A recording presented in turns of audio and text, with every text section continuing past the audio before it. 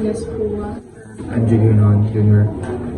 And today we're going to discuss about how can biodiversity negatively impact a person's life. So we all know that biodiversity has been there billions of years ago, and many of us can think of a positive impact towards our lives, which is why it influences our growth when it comes to understanding the complications of the ecosystems, and people tend to forget that there are negative impacts when it comes to biodiversity. So how do we think of how can these negative impacts affect our lives, and what do we think? What is the solution to minimize these damages? Because we all know that biodiversity cannot be erased unless our influence to biodiversity is affected positively. So, partner, first of all, what is the threat of biodiversity and our health? I mean, don't you think it's better to start to let our watchers or viewers what is biodiversity? Biodiversity is something in our environment has to do, and it connects in the. So you're telling them that biodiversity is it refers to the biological variety in all its forms, from genetic makeup of plants to cultural diversity. So according to World Health Organization, people depend on biodiversity in their daily lives in ways that are not always apparent or appreciated. So, I do think that biodiversity is already available ever since way back then, as I mentioned before. Like, it's available in freshwater, food, and fuel sources, which is requisite for good human health and productive livelihoods. So now we have discussed about what is biodiversity. Let's now talk about the negative impact, because we're here to discuss that instead of the positive. So what do you think are the negative impacts? I think there are a lot of negative impacts in biodiversity, and one of them is the threat in our health, and according to the WHO, is the growing concern about the health of consequences of biodiversity loss has an effect in our ecosystem, and we are rapidly losing our discovery of nature's chemicals and genes of the kind that are already provided of humankind with enormous health benefits. Our partner, what do you think is the impact of our biodiversity in our nutrition?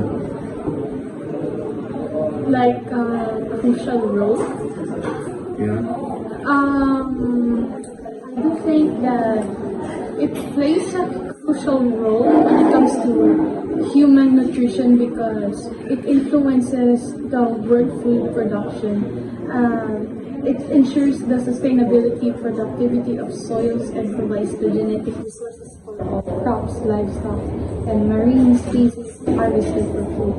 So, like, parang sinasabi na ang pag-access sa sufficiency of a nutritious variety of food is a fundamental determinant of health.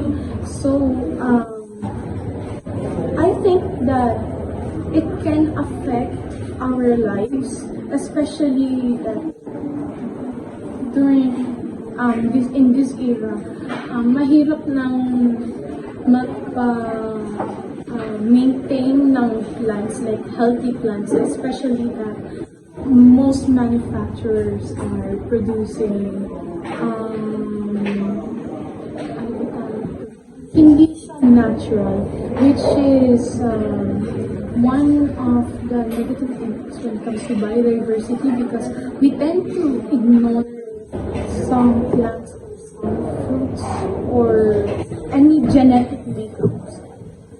Well, although malaki ang influence ng biodiversity, I do think that this can be a huge threat, and it will happen, as I think, na kapag hindi natin masyadong nami-maintain yung pagka-intindi natin sa biodiversity, masyado tayong mahihirapan.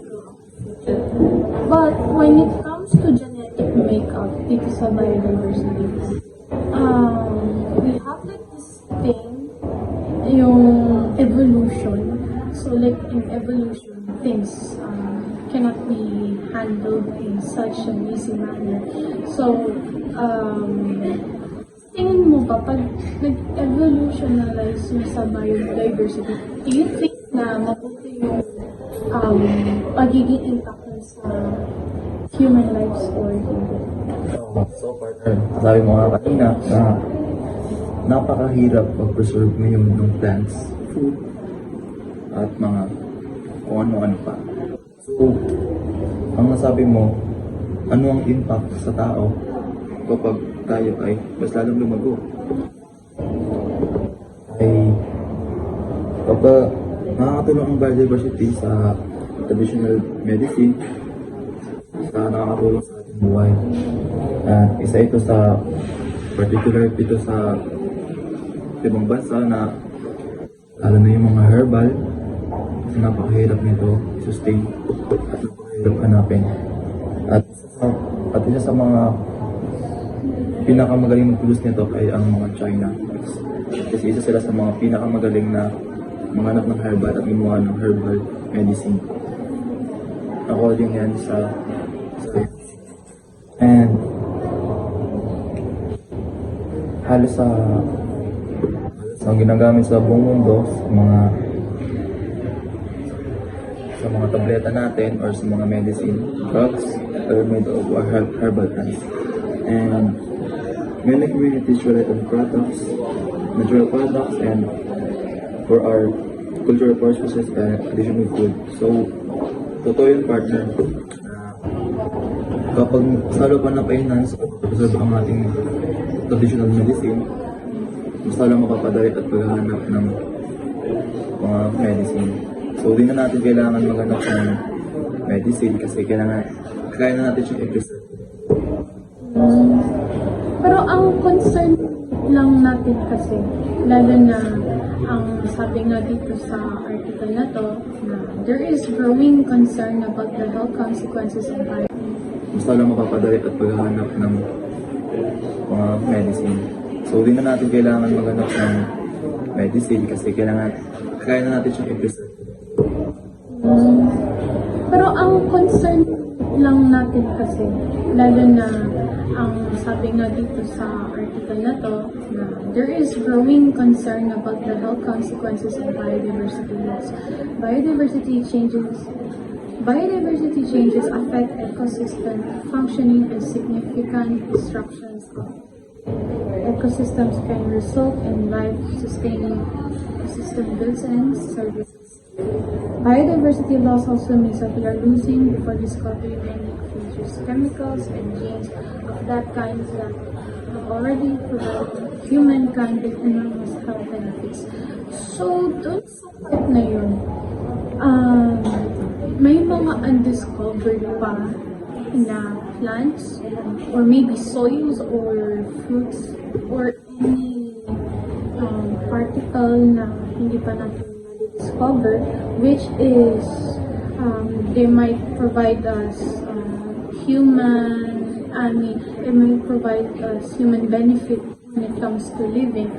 pero hindi natin makokontrol yun, or maintaining it is somewhat inevitable when it comes to withering, lalo na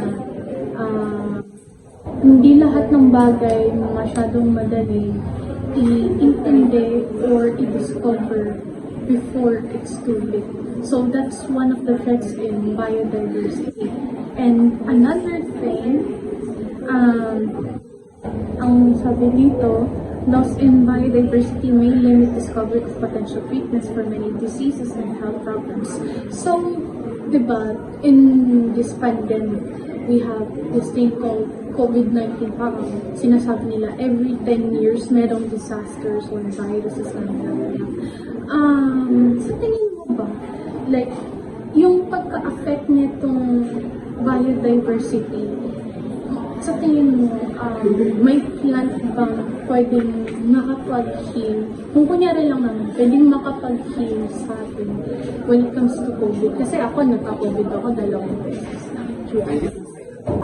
I think that there might be a medicine na or herbal na pwedeng mag-heal when it comes to particular viruses.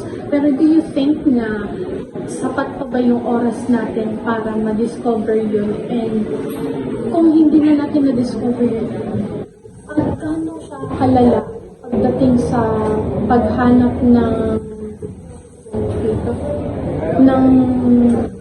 treatments to the worst case scenarios? So, sabi mo nga kanina na maraming plants or medicine na hindi pa siya na-discover. So, I think we have a lot of time kasi we can always discover things, new things to provide for new generation. So, we are getting older, so we need to gather or have a new knowledge or new medicine.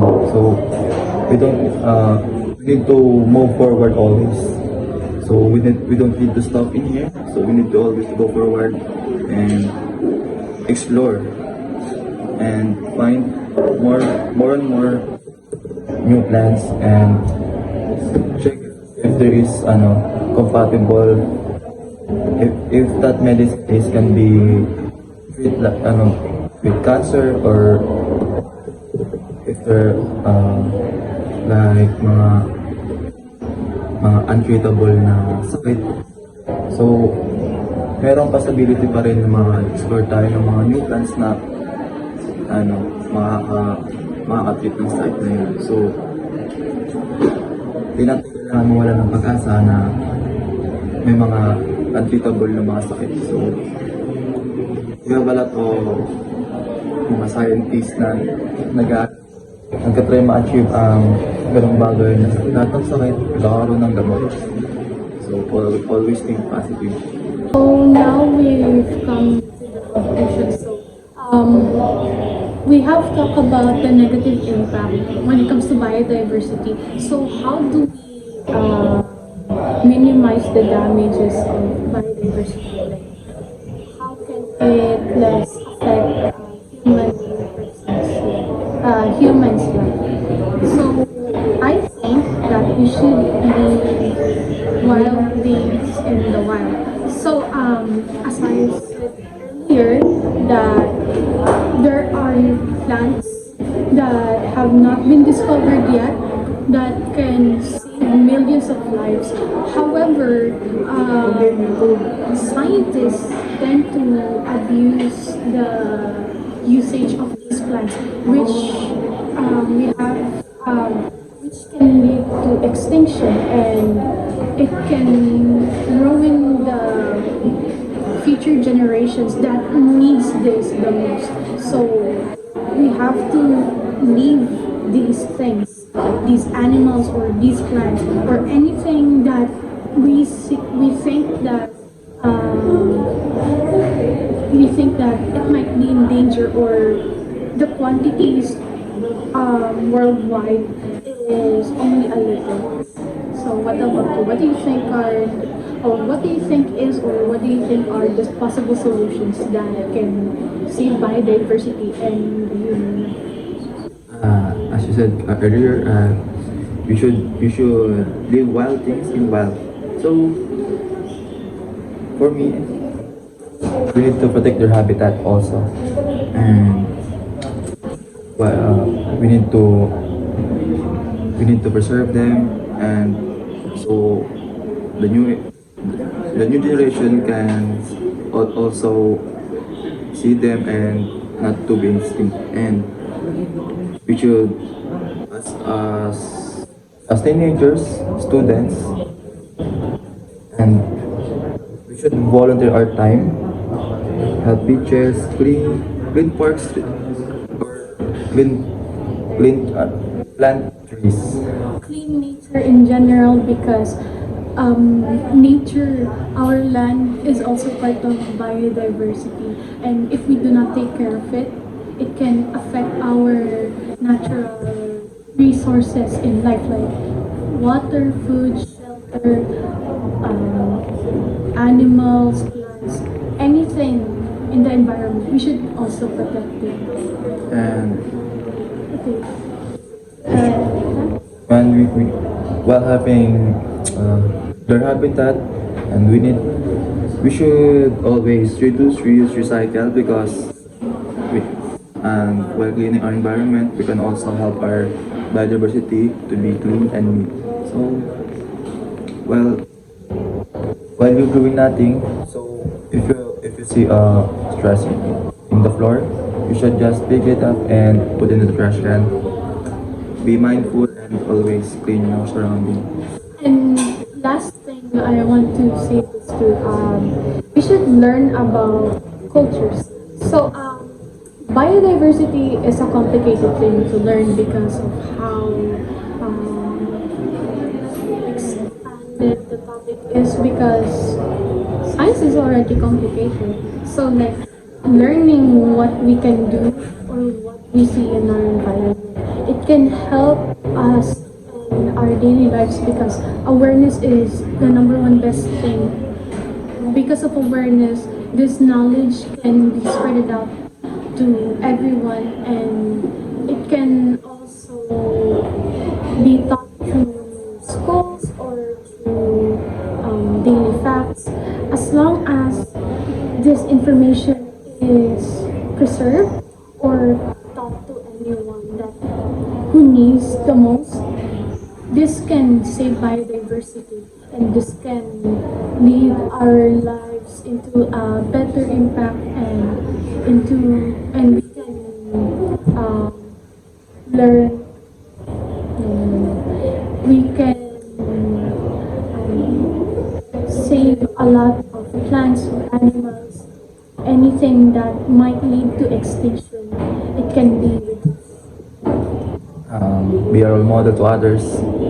Starting first, should start cleaning your house, surroundings, plant trees, so others can be, or others they'll want to be like you. They're gonna be mindful and help you clean the surroundings, and they will also teach others to help our Mother Earth. And we should also make wildlife welcome. Although there are animals and reptiles that we think that they are threatening to us, I do think that it's better to shelter them. Like before you shelter them, make sure to check on them what they are first. Because as I said earlier, we should know what's going on in our habitats, and then these animals might be a big help to biodiversity. Knowing the fact that there are a lot of animals that are going in extinct and it's affecting the environment, it's best to take care of them instead of like making them a display or putting them into cage zoos. At least give them freedom for the sake of not only their lives but also our lives as well. Our actions create a huge impact too, not only biodiversity, because we are the ones who are responsible on the current situation of our Mother Earth. And I think that's all for our discussion. Again, I am Francina Spoa, I'm Andrew Gaynon Jr. and good afternoon. Turn my headphone down a little bit. Yeah. Yeah. Yeah.